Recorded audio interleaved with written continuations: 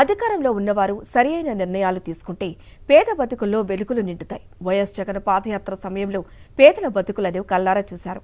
ఆయన అధికారంలోకి వచ్చిన తర్వాత పేదల బతుకుల్లో వెలుగులు నింపాలని ఆలోచించారు. బతుకుల మార్చే సంక్షేమ పథకాలు రూపొందించారు, అమలు చేస్తున్నారు. అలా జీవం పోసుకున్న వాటిలో ఒకటి జగనన్న ఇళ్ల పట్టాల పంపిణీ.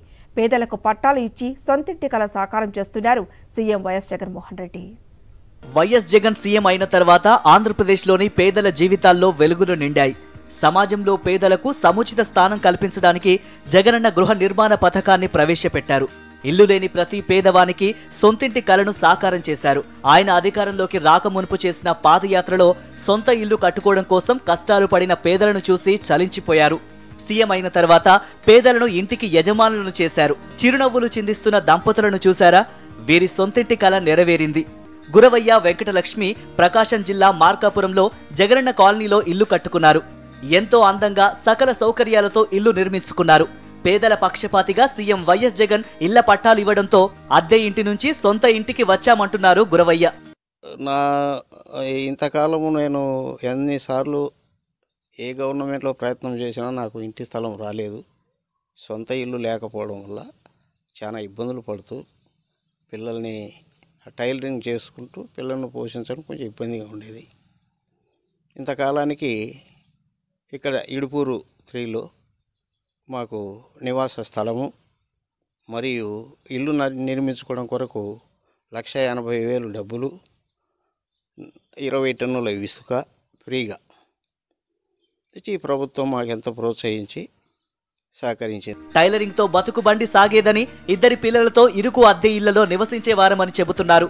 ఎన్నో ప్రభుత్వాలు వచ్చినా సొంత ఇంటి కల మాత్రం నెరవేరలేదని, సీఎం వైఎస్ జగన్ పాలనలో కల సాకారమైందని ఆనందం వ్యక్తం చేస్తున్నారు. జగన్మోహన్ రెడ్డి గారు ప్రభుత్వం వచ్చిన తర్వాతే మాకు అన్ని విధాల సహకారం జరగడము, మాకు ఆనందంగా ఉండడం. గతంలో ఎన్నో బాధలు పడ్డాం.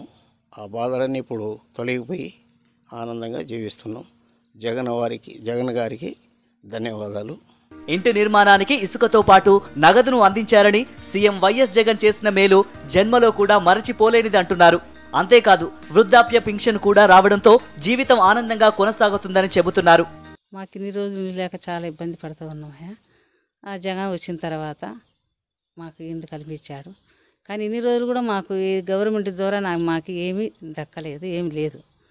ఆయన వచ్చిన తర్వాత మాకు కొద్దిగా ఇల్లు ఉన్నది. అద్దెలు బద్దెలు కట్టలేక చాలా ఇబ్బందులు పడుతున్నాం.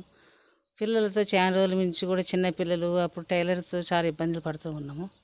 మా ఆయనకు కూడా పింఛన్ కూడా వస్తుంది. మాకు ఇబ్బంది ఏం లేదు సార్. ఇక్కడికి వచ్చినాక కాలనీ కూడా చాలా బాగుంది. నీళ్ళు వస్తుంది కానీ, కరెంటు వస్తుంది కానీ, మాకు చాలా బాగా ఉంది ఇక్కడికి వచ్చినాక.